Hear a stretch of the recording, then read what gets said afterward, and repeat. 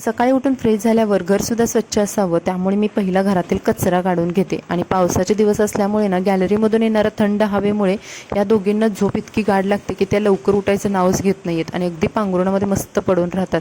गावावरून आल्यापासून केसांचे असे हाल झालेत की काय, केस इतके गळायला लागलेत विचारायला नको. आणि ही माझी खूप दिवसांपासून असणारी एकच हेअरस्टाईल आहे मी जे डेली कॅरी करते. कारण काय की केस मोठे असले की नाही ते सोडताच येत नाहीत, नाहीतर इकडे तिकडे खूप पडतात.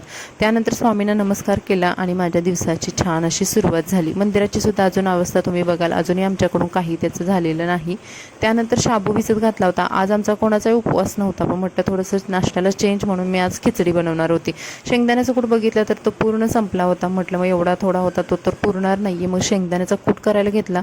पावसामुळे शेंगदाणे इतके खराब निघतायत ना बघा, चांगले कमी आणि खराबच जास्त निघतायत, कारण पावसामध्ये शेंगदाण्याला बुरशी येते. माझं थोडं आवरावरी चालू होते, त्या आवाजाने इशिका उठली आणि इशिका उठली का मला असं पटकन तिला घ्यावंसं वाटतं, पण सकाळचा एवढा टाईम नसतो, पण तेवढाही थोडा वेळ मी त्याला त्यासाठी काढलेला असतो.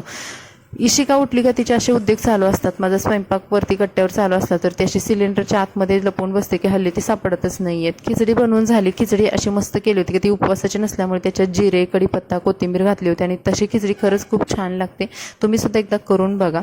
त्यानंतर इशिकाला मस्त तिचे पप्पा खेळवत होते आणि इशिकाला ना आता सध्या पप्पांसोबत टाईम स्पेंड करायला खूप आवडते, कारण ती पप्पांच्या आता जास्त क्लोज झाली.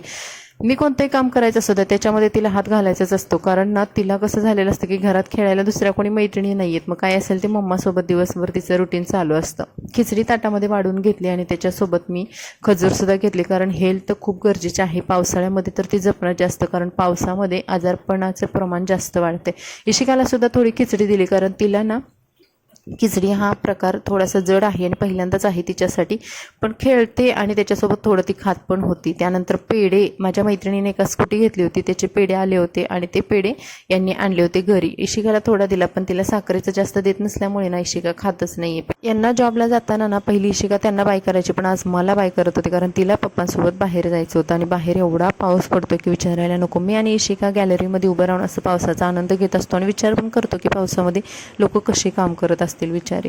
आमच्या गॅलरीमध्ये तर सध्या एवढं पाणी येतंय ना इकडच्यात, आणि कपडे एका ठिकाणी बिलकुल थांबत नाही. यांना कसं सुकवायचं हा माझ्यापुढे आता सध्या खूप मोठा प्रश्न आहे. त्यानंतर आज मला करायची होती बीन्सची भाजी, जी की शनायाला आवडत नाही आहे, पण म्हटलं अशा पद्धतीनं करेल तर ती पण खायला, आणि शनायानं मला पुरीमध्ये मदत केलेली आहे. तर हा होता आजचा व्लॉग. कसा वाटला कमेंट्समध्ये नक्की सांगा, आणि याच्या पुढचा जो पार्ट आहे तो तुम्हाला लॉंग व्हिडिओमध्ये बघायला भेटेल. खाली दिलेल्या त्रिकोणावरती क्लिक केल्यानंतर तुम्हाला पुढचा पूर्ण डिटेल व्हिडिओ आमची धमाल बघायला भेटेल. तर लाईक, सबस्क्राईब. Bye bye.